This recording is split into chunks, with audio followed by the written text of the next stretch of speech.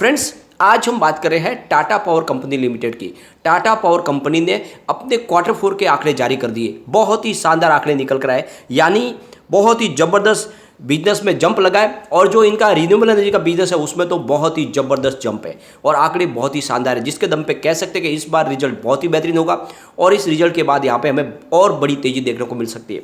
यहाँ पे अगर हम पिछली इसकी परफॉर्मेंस देखें तो आपको पता चलेगा कि वाकई में टाटा पावर लगातार अपने कारोबार को बहुत तेज़ी से आगे बढ़ा रहे हैं और आने वाले समय में आपको यहाँ पे बहुत बड़ी तेज़ी और देखने को मिल सकती है। वैसे तो मैंने आपको टाटा पावर लगातार सजेस्ट किया हुआ है, जब इसकी प्राइस 70 रुपीज़ 80 रुपीज़ के आसपास थी तब से कह रहा हूँ कि खरीदारी करें। स्टॉक ने बहुत ही शानदार रिटर्न दिया लोगों को, लेकिन स्टॉक यहाँ पे रुकने वाला नहीं है। ये स्टॉक और तेज़ी से भागेगा क्योंकि इस बार इन्होंने रिजल्ट बेहतरीन बता दिया है। तो इन सारी बातों को जानेंगे इस वीडियो के माध्यम से, और क्या वाकई में इस समय भी हमें टाटा पावर में निवेश करना चाहिए या फिर प्रॉफिट बुक कर लेना चाहिए, क्या है संभावना आगे टाटा पावर की और क्या है बाजार की संभावना। सारी संभावनाओं को तलाशेंगे इस वीडियो के माध्यम से। लेकिन फ्रेंड, उससे पहले अगर आप पहली बार हमारे चैनल पे आए तो चैनल को सब्सक्राइब कर दीजिए, एक बेल आइकन दबा दीजिए ताकि जब भी नया वीडियो बने पहला नोटिफिकेशन आपको मिले। वीडियो पसंद आए तो लाइक शेयर जरूर कीजिए। चलो फ्रेंड, वीडियो स्टार्ट करते हैं। मैं हूँ आपका दोस्त SB दवे और हमारे अपने चैनल ऑनलाइन कमाई में आपका बहुत बहुत स्वागत है। फ्रेंड्स, सबसे पहले कारोबार को डिस्कस कर लेते हैं। स्टॉक ओपन हुआ 251 पर, लो बना 248 का और अंत में 248 पर ही क्लोजिंग रही, जहाँ पे 0.63% की हमें तेजी देखने को मिली।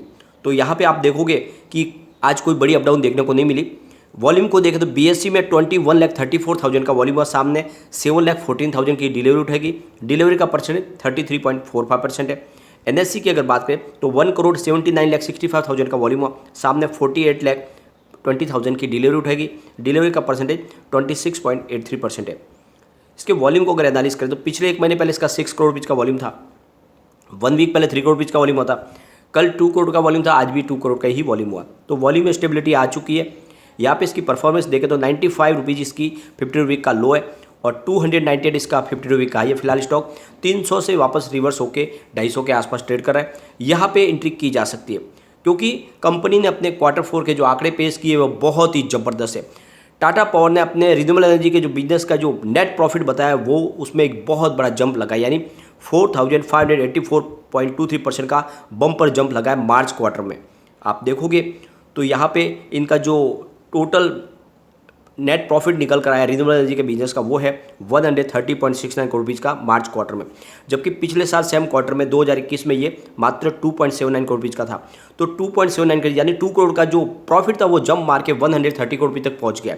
और जिस तरह से इनके बिजनेस में जो जंप लगा है, तो जो रिसर्च एनालिस्ट जो कह रहे थे कि आने वाले समय में टाटा पावर में बड़ा क्रैश आने वाला है, टाटा पावर नीचे आ जाएगा, जिसके टारगेट 100 रुपीज़ दिए जा रहे थे 130 के दिए जा रहे हैं, उनके मुंह पे ये तमाचा लगा है। क्योंकि टाटा पावर 130 में आने के लिए नहीं बल्कि 500 में जाने को तैयार हो चुका है। फ्रेंड्स, यहाँ पे अगर आप देखोगे इनके सेल में भी जबरदस्त बढ़ोतरी हुई है। सेल में इनके 72.72% की बम्पर बढ़त है। और यहाँ पे अगर आप देखोगे तो इनका करीब सेल 488.77 करोड़ रुपीज़ का निकल कर आया है, जबकि पिछले साल सेम क्वार्टर में ये 282.99 करोड़ रुपीज़ का था। तो आप देखोगे इनके कारोबार में बहुत ही जबरदस्त वृद्धि दिखाई दे रही है। अब यहाँ पे इनके फुल प्रॉफिट की बात करें तो यहाँ पे 1,450.56% की जबरदस्त जंप देखने को मिल रही है मार्च क्वार्टर में, जो 188.99 करोड़ रुपये तक जा सकता है। तो पिछले साल सेम क्वार्टर में ये मात्र 12.47 करोड़ रुपीज़ का था।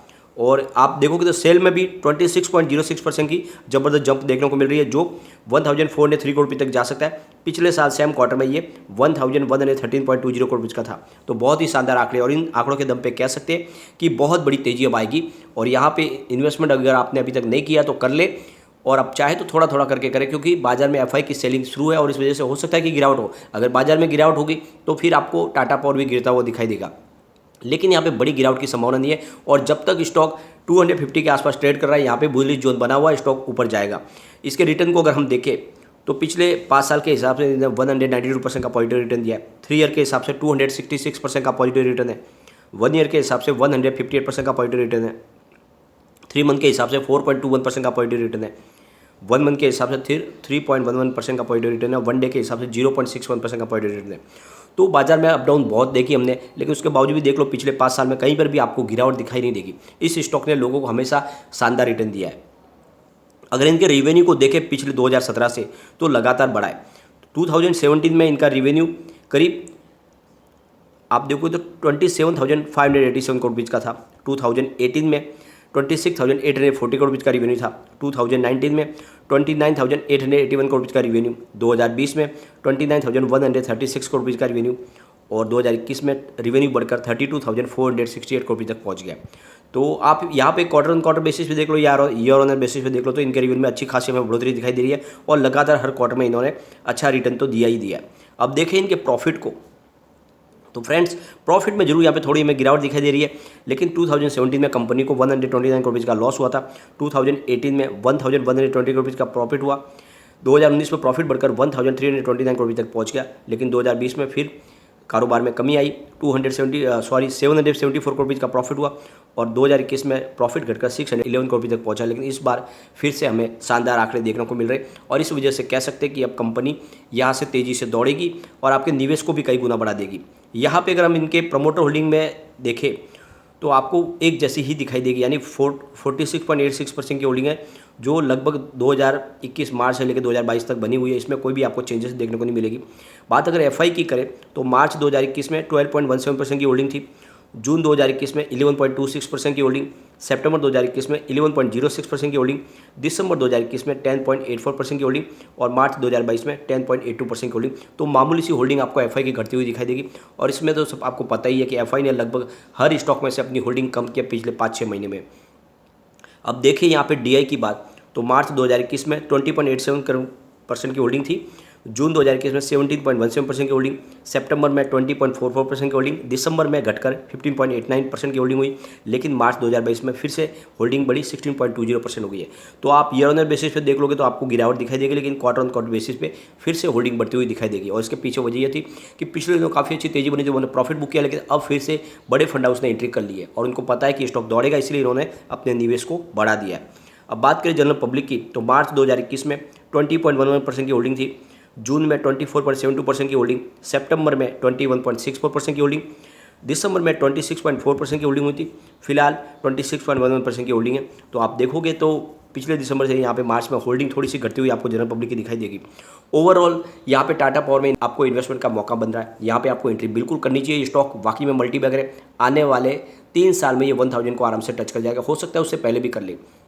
और जो सेल के टारगेट दे रहे हैं उनकी बातों पे आपको बिल्कुल ध्यान नहीं देना है, क्योंकि वाकई में यहाँ पे इनका जो रिन्यूएबल एनर्जी का बिजनेस है वो बहुत तेज़ी से ग्रो कर रहा है, क्योंकि कंपनी इंडिया में नंबर 1 है रिन्यूएबल एनर्जी के बिजनेस में, सोलर रूफटॉप के इंस्टॉलेशन में। दूसरी तरफ इनका जो ईवी चार्जिंग का कारोबार है वो भी तेज़ी से आगे बढ़ रहा है और इसीलिए, और दूसरी तरफ आप देखोगे इनकी कोल माइंस है खुद की, जिस तरह से कोल प्राइस बढ़े तो उसका भी बेनिफिट इनको मिल रहा है और इसी वजह से कहता हूँ कि नॉन फॉजिल फ्यूल और फॉजिल फ्यूल दोनों में इनको बेनिफिट मिल रहा है, इसलिए ये कंपनी आगे जाएगी और इसीलिए लगातार इन्वेस्टमेंट भी आ रहा बाहर से, तो निवेश किया जा सकता है। एक बार इसके पिवट लेवल को चेक कर लेते तो यहाँ से अगर स्टॉक स्लिप होता तो 244 का फर्स्ट सपोर्ट है, ये सपोर्ट टूटा तो 241 तक स्टॉक जाएगा, तीसरा सपोर्ट 237 का है।